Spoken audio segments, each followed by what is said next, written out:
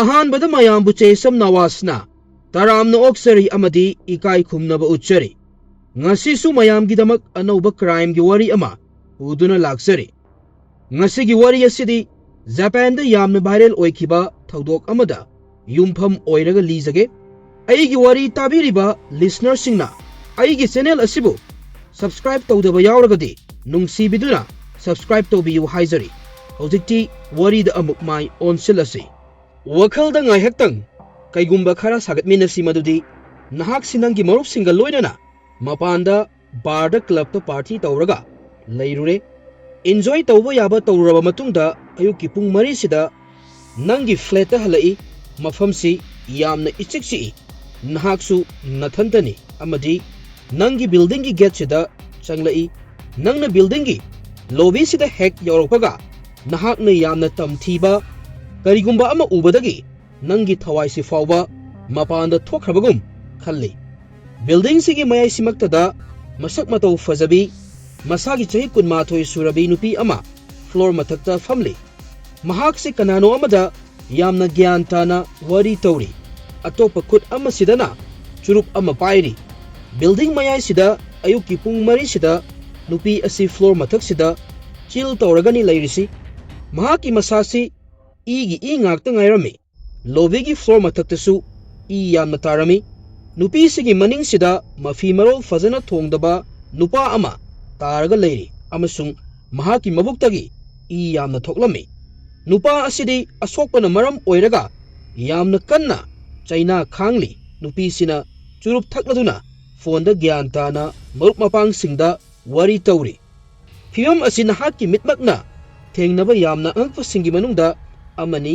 ꯃꯤꯑꯣꯏ ꯑꯁꯤꯒꯤ ꯃꯇꯨꯡ ꯏꯟꯅ ꯂꯩꯃꯥꯏꯗ ꯇꯥꯔꯤꯕ ꯃꯤꯑꯣꯏ ꯑꯁꯤ ꯅꯨꯄꯤ ꯑꯁꯤꯒ ꯅꯨꯡꯁꯤꯅꯕ ꯅꯨꯄꯥꯅꯤ ꯑꯃꯗꯤ ꯅꯨꯄꯤ ꯑꯁꯤꯅ ꯅꯨꯄꯥꯁꯦ ꯁꯤꯕ ꯉꯥꯏꯔꯒ ꯂꯩꯔꯤꯕꯅꯤ꯫ ꯁꯤꯟ ꯑꯁꯤꯒꯤ ꯌꯥꯝꯅ ꯀꯤꯅꯤꯡꯉꯥꯏ ꯑꯣꯏꯔꯕ ꯐꯣꯇꯣꯁꯤ ꯏꯟꯇꯔꯅꯦꯠꯇ ꯌꯥꯝꯅ ꯊꯨꯅ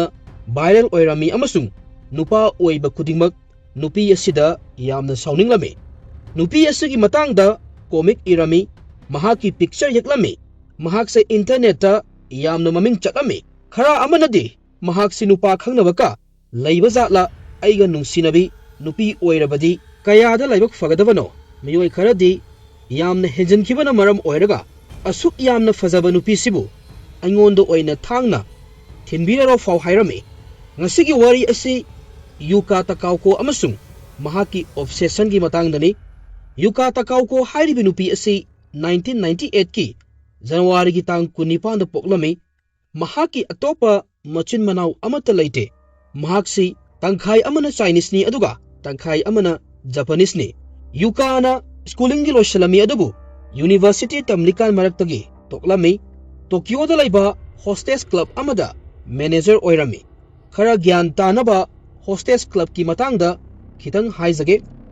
ꯅꯣꯔꯃꯦꯜꯂꯤ ꯏꯟꯗꯤꯌꯥꯗꯗꯤ ꯀ꯭ꯂꯕ ꯈꯛꯇꯅꯤ ꯍꯥꯏꯔꯤꯕꯁꯤ ꯃꯐꯝꯁꯤꯗ ꯃꯤ ꯃꯌꯥꯝ ꯑꯃ ꯆꯠꯂꯤ꯫ ꯆꯥꯕ ꯊꯛꯄ ꯗꯥꯟꯁ ꯇꯧꯕ ꯃꯌꯥꯝꯁꯦ ꯂꯣꯏꯔꯒ ꯌꯨꯝꯗ ꯑꯃꯨꯛ ꯍꯜꯂꯛꯏ꯫ ꯀ꯭ꯂꯕ ꯑꯌꯥꯝꯕꯗ ꯅꯨꯄꯤꯁꯤꯡꯒꯤ ꯑꯦꯟꯇ꯭ꯔꯤ ꯐ꯭ꯔꯤ ꯑꯣꯏ, ꯅꯨꯄꯥꯅ ꯑꯃꯨꯛ ꯄꯩꯁꯥ ꯄꯤꯔꯒ ꯆꯪꯉꯤ꯫ ꯑꯩꯅ ꯍꯥꯏꯖꯔꯤꯕ ꯑꯁꯤꯗ ꯂꯥꯜꯂꯕꯁꯨ ꯃꯌꯥꯝꯅ ꯀꯃꯦꯟꯗ ꯁꯦꯝꯗꯣꯛꯄꯤꯔꯛꯎ꯫ ꯑꯗꯨꯕꯨ ꯖꯄꯥꯟꯗꯗꯤ ꯍꯣꯁꯇꯦꯁ ꯀ꯭ꯂꯕ ꯍꯥꯏꯅꯁꯨ ꯂꯩ꯫ ꯍꯣꯁꯇꯦꯁ ꯀ꯭ꯂꯕꯁꯤ ꯅꯨꯄꯥ ꯈꯛꯇꯒꯤꯅꯤ꯫ ꯅꯨꯃꯤꯠ ꯆꯨꯞꯄ ꯑꯣꯐꯤꯁꯇ ꯊꯕꯛ ꯁꯨꯔꯨꯕ ꯑꯇꯣꯞꯄ ꯁꯤꯟꯐꯝꯗ ꯂꯩꯕ ꯅꯨꯄꯥꯁꯤꯡ ꯊꯕꯛ ꯁꯨꯔꯨꯔꯒ ꯃꯈꯣꯏꯁꯤꯡ ꯑꯁꯤ ꯅꯨꯃꯤꯗꯥꯡꯗ ꯍꯣꯁꯇꯦꯁ ꯀ꯭ꯂꯕꯇ ꯅꯨꯡꯉꯥꯏꯊꯣꯛꯄ ꯆꯠꯂꯤ꯫ ꯍꯥꯏꯔꯤꯕ ꯀ꯭ꯂꯕ ꯑꯁꯤꯒꯤ ꯃꯅꯨꯡꯗ ꯃꯁꯛ ꯃꯇꯧ ꯌꯥꯝꯅ ꯐꯖꯕꯤ ꯅꯨꯄꯤ ꯀꯌꯥ ꯑꯃ ꯊꯕꯛ ꯇꯧꯏ꯫ ꯃꯈꯣꯏꯁꯤꯡ ꯑꯁꯤ ꯂꯥꯛꯂꯤꯕ ꯅꯨꯄꯥꯁꯤꯡ ꯑꯁꯤꯒ ꯇꯦꯕꯜꯗ ꯄꯨꯟꯅ ꯐꯝꯃꯤꯟꯅꯒꯅꯤ꯫ ꯃꯁꯤꯒꯤ ꯃꯇꯨꯡ ꯄꯨꯟꯅ ꯌꯨ ꯊꯛꯀꯅꯤ, ꯋꯥꯔꯤ ꯋꯥꯇꯥꯏ ꯇꯧꯒꯅꯤ, ꯅꯪꯅ ꯍꯥꯏꯕ ꯋꯥ ꯈꯨꯗꯤꯡꯃꯛ ꯇꯥꯕꯤꯒꯅꯤ, ꯅꯪꯒ ꯐ꯭ꯂꯔꯠ ꯇꯧꯅꯒꯅꯤ, ꯅꯍꯥꯛꯄꯨ ꯃꯇꯝ ꯆꯨꯞꯄꯗ ꯊꯥꯒꯠꯀꯅꯤ, ꯅꯪꯒꯤ ꯅꯨꯃꯤꯠ ꯀꯃꯥꯏꯅ ꯂꯦꯟꯈꯤ, ꯀꯃꯥꯏꯅ ꯇꯧꯏ ꯍꯪꯒꯅꯤ꯫ ꯅꯍꯥꯛꯅ ꯌꯥꯝꯅ ꯕꯣꯔꯤꯡ ꯑꯣꯏꯕ ꯋꯥꯔꯤ ꯀꯌꯥ ꯑꯃ ꯇꯧꯔꯕꯁꯨ ꯃꯈꯣꯏꯗꯤ ꯌꯥꯝꯅ ꯄꯨꯛꯅꯤꯡ ꯆꯪꯅ ꯅꯍꯥꯛꯅ ꯉꯁꯤꯒꯤ ꯇꯥꯏꯕꯪꯄꯥꯟꯁꯤꯗ ꯈ꯭ꯋꯥꯏꯗꯒꯤ ꯍꯦꯟꯅ ꯏꯟꯇꯔꯦꯁꯇꯤꯡ ꯑꯣꯏꯕ ꯃꯤꯑꯣꯏ ꯑꯃ ꯑꯣꯏꯅ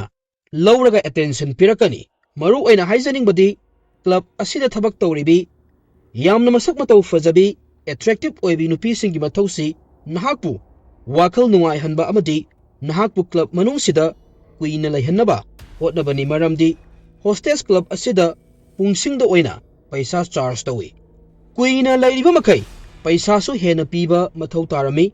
मसिगिसु मथक्ता क्लब असिदा नहाकना ड्रिंक्स ऑर्डर तौबा याय चानाबो ऑर्डर तौबा याय नंगी मनाक्ता लागा फमगदौरिबी नुपी अदुगिसु नहाकना ऑर्डर तौदोइनी मसिदी नॉर्मल ओइबा चटनबी अमखकनी नुपी सिंग असि नंगी ननाक्ता अदुम फमगा लैरोय यामना थुना चेंज तौखिनी खुदम ओइना हाइरबदा यामना एट्रैक्टिव ओइबी नुपी अमगा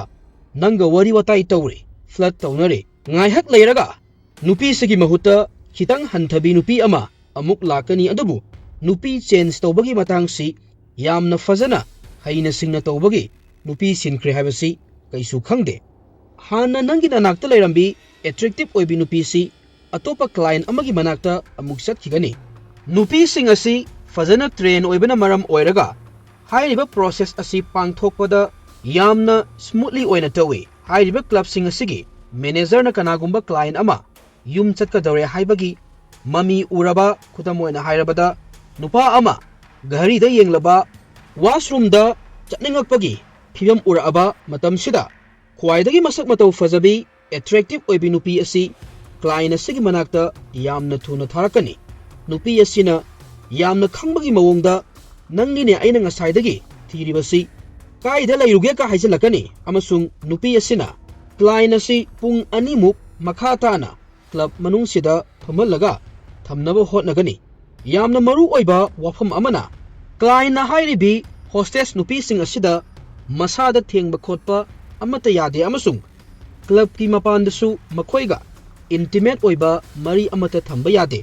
masi tawdunabagi yamna akanba rules amasung regulation kaya amalai adubu rules laijoragasu ahoba kaya ama club singdalai club kaya amana hairiba mamangda haijakriba rules sing asi follow tawdabasu yawi yuka su hairiba hostess club amagi manager ni paisa su fazana marang kaina talami mahangna club asigi manakta laiba yamna maming laiba building amada flat su lairami warigi haurakpada pankhiba building si oidoini yuka na hairapagi matung ina hairiba flat asi mahak amadi mahaki boyfriend Fenix Luna ga punna harau tayamna lainabagi laubani hairami adubu khwaidagi angakpa wafam amadi Felix Luna di yuka se mahaki nungsinabi nupi girlfriend ni haibasi fawba khangjade mamangda aina kitang sandokna haijakhiba hostess club si Japan da sahi kayadagi tawraga lai adubu haukiba sahi kharadagi Japan da host club haina amasu yamna maming chatpa horoklami hostess club ta nupina host tawba amasung club asi nupagi oina run tawbani sumaina host club tasu host si nupana oi aduga club asina nupi khaki oina amuk run tawbani hojiki matamdadi nupi singsu nupa dauna corporate sector da thabak tawba mayamna su ubiramlani makhoi su nupa ga same working hour thabak suribani maramasina makoina thabak loirakpada masa se tekhatnaba cheer up tawba amakhak darkar oiri nupa khak mathau taba nate matau asumna nupi kaya amasu magi mathau loiraga masak matau fajaba attractive oiba nupa kaya leiba host club ta lai nupa sing asiga flirt taunai wari watai taunai hairiba nupa sing asisu yamna train tawraba meyoi ngaktani makhoina nupi sing matau karamna nuai hangani haibasi khanglami Felix Luna hairiba nupa si host club ta thabak tawba meyoi amakhakni mahaki angang oiringagi punsi si awabatana pik thalami mapana mahakpu angang yamna oirikanda thadoktuna chatkirami Phoenix ki apunna machin manau si tarukni mamana machin manau mayam si yokpa ngamdabadagi mahak orphanage amada leibataki orphanage home haibasitabu leibada kaisu nungaiba mafam amadi nate masagi chahi 19 surakpada construction site ta thabak suba horaklami mayamna su haifetang khanbiyu nupa macha amagi magini haibada mangdasu tungdasu kana amata leitraba amadi construction site ta ahongba labor oina thabak suraga leiba miyoi amada kamaina treat tawramgani haibadu yamna apikpa paisada thabak kaya ama suhallami amadi thabak suhallaga paisa pibidaba kaya amasu yaurami sahi kayagi matungda Phoenix chakniba amu oina sorokta taba horaklami sahi kun surakpa matamsida mahaki mafamda thabak fangnaba degree su amata leite mayum su leite पैसासु लेते अदबु Phoenix नहा ओइरी येंबदा चिंगलेंबा यामना फजबा नुपा अमखंगनी मरम असिना महागना host क्लबता थबकी try तौरगा लाइबक चांग येंगे हाइना खलमी महाकी फिरेप असिना मागी पुंसी कनबीबगुम थोकलमी Phoenix fusion club कौबा अमदा थबक तौबा हौरमी महाक असि यामना charming ओइरमी अमदी महाक वा ngang यामना हैरमी club असगी best host मरी सुबा तारमी अदुबु फिनिक्स की ख्वाइदगी हेना मरु ओइबा पोट अमदी क्लब असिने पीरिबा महाकी लाइफम असिनी वहंग अमा अमुक थोला एमदुदी युका अमदी फिनिक्स मतौ करमना थेंगनखी था खरगी ममांगदा फिनिक्स युकागी क्लब सिदा लाक्लमी अहानबा ओइना युकागा फिनिक्स का क्लब सिदा थेंगनबनी अमसुंग युकादी फिनिक्स द पुंगाव ngawrami अमसुंग महाकपु यामना पामलमी अयामा मतमदा फिनिक्स की वखल खक्ता खल्लगा लेरमी महाकी क्लब ता अमुक्तंग लाक्लंबा नुपा असगी वखलदा युका पुंगाव ngawrami मसा अदु लैताफुम खंगलमदे युकाना फिनिक्स पु ट्विटर दा थिरमी अदुगा प्लेटफॉर्म मसिदा वरी वताई तोबा हौरमी महाकना फिनिक्स का उनबा पामलमी मतमसिदा फिनिक्स ना आईडी क्लब असिदा होस्ट ओइना थबक तोवी नंगना लाक्निंगबा मतमदा लाअगा आइबु अदुम उनबा यागनी हैरमी महाकी शिफ्ट लोयरगा युका थवैना फिनिक्स थेंगननबगिदमक फ्यूजन क्लब सिदा लाक्लमी क्लब असिदा लाक्तुना महाकी क्लब न पीरिबा चप मानब सर्विस असिगिदमक पैसा थिरमी क्लब असिदा युका सुमतगी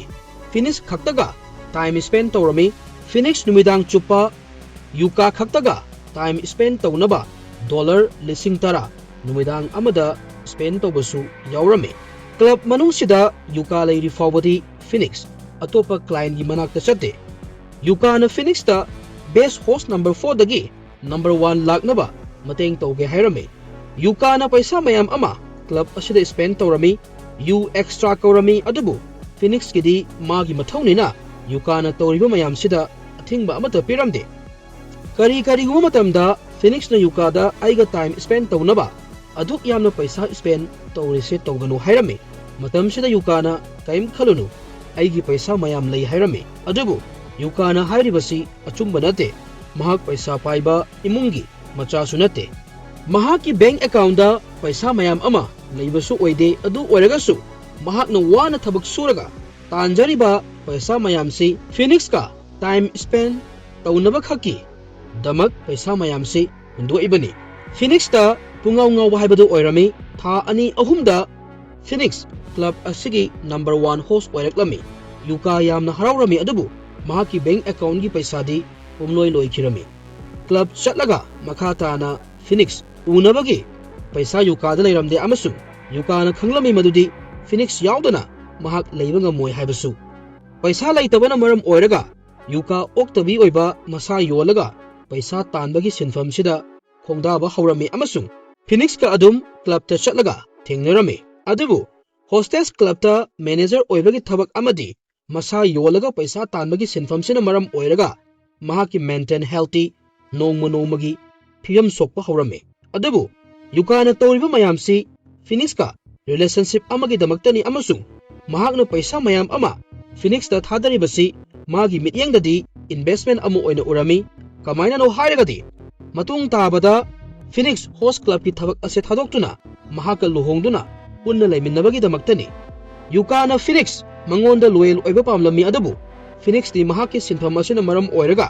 अतोपा नुपी सिंगा उनबा तारामी अमसु क्लब की मपानदसु नुपी कयागा टाइम स्पेंड तौबा तारामी अदबु वफम असी युकाना सुकपाम पामलमदे 2019 की अप्रैल की तांग 19 युका अमदी फिनिक्स होटल अमदा चटलमी मफम सिदा मकोई अनि नुंसी मरी थममी मेकुप सिदा युका दी फिनिक्स की दमक अंगाउबी हाइबदो ओइरमी फिनिक्स किनीबु हाइरबदी थबक खुदिमक लोइना तौबा ngamgani मी हाता फावबा ngamgani खलमी महागना फिनिक्स की क्लब से की मनाक्ता लैबा यामना ममिंग लैबा बिल्डिंग अमदा फिनिक्स का पुन्ना लेमिन्नगनी हाइबगी वाखलदा अपार्टमेंट फावबो लैरमी मयामगी वाखलदा थंबीगदबा वाफम अमदी फिनिक्स अमदी युका ऑफिशियली ओइना बॉयफ्रेंड गर्लफ्रेंड नते मकोई अनि तोइना उनै तुंबसु तुमिनै फिनिक्स होस्ट अमु ओइना गर्लफ्रेंड थंबा यादे अमसुंग क्लब नसु गर्लफ्रेंड थंबगी अयाबा पीदे मरम असिना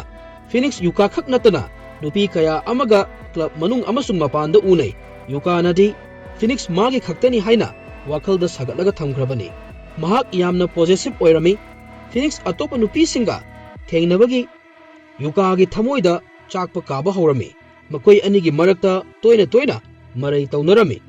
Phibam asi Fenix ki oinadi toxic oirami maram asina Yukadagi lapthokpa horoklami. Adubu Fenix na magi mangda phawba mangloidaba thabak amakak Yukana taroklami. 2019 gi Megi tang kun mathoida Yukada magi marup amana call taroklami amadi Fenix nupi amaga hotel da sangkhibu ui hairami. Hotel da nupi amaga nupa amaga changaga kari tawi habasidi mayamna hena khangnaraba wafamni. Wafam ase tabada Yuka yamna saurami mahakna Fenix bu magi thabaki timing se loiraga unasi haina kaurami. Fenix Yukabu unaba laklami. Mahak hek ubaga Yukana Fenix da laurami.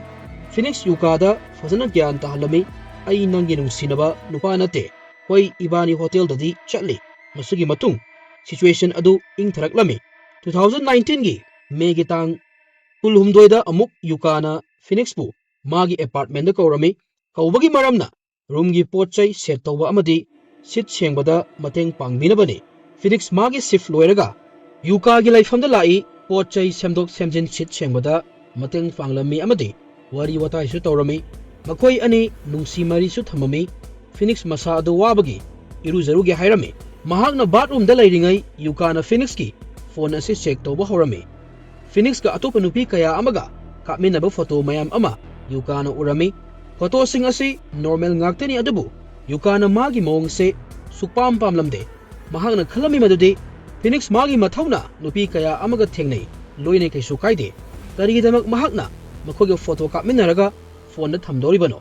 Hojikti mahak yamna saurami amasung kalakpasu faurami. Mahaki wakalda ngasigi tayong palsida makoi ani punna laiminaba hingminaba fangdrabasu siragadi punna laiminagani haina khanba horami.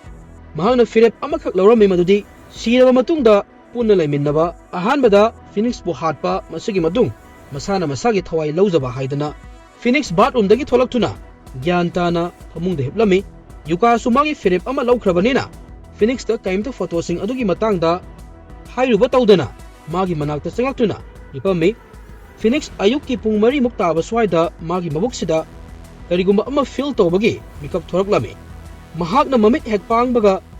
yenglubada Yuka magi mathakta phamduna leirami amadi mahaki mabukta thang ama thinjanduna su leirami. Thang se fazana luna changbagi changsi kut paifam handle si fawba kitang puk manungda changlami.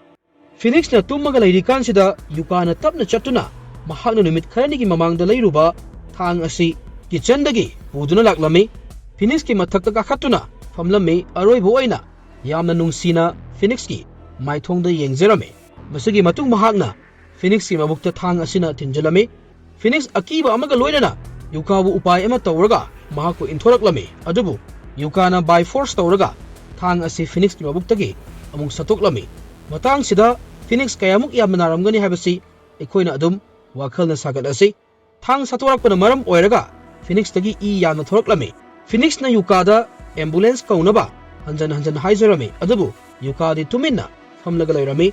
Fenix Yuka inthoklamlaga apartment asigi hallway da chenthoraklami. Yuka su maningda innaraklami. Matang sida yamna angakpa sin ama urami. Fenix na hallway da chenthorakpagi tanja sida Yuka na mahaki matungda ahanbada innarakpagi mahutta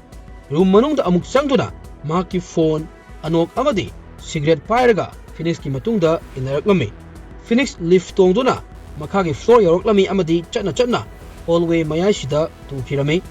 Mangondagi I yamna thokhirami. Fenix na Yuka tapna ingna lakpada urami aduga magi manakta thausadana phamtharaklami. Cigarette ama sukhatlatuna magi marupta normal oina wari watai tawba horami. Churup singbasu leplamde. Fenix nakanda taraga laibadu ignore tawraga thamami adubu mamai thangda kanagumba amana makhoi anigi phibamdu uraduna police ta paw pikhirami amasung police su laklami. Police kawrba matung kaapkhiba photo ni mangda uribasi Luka gi photo si viral oirami. Luka na karamba thabak tawki khangna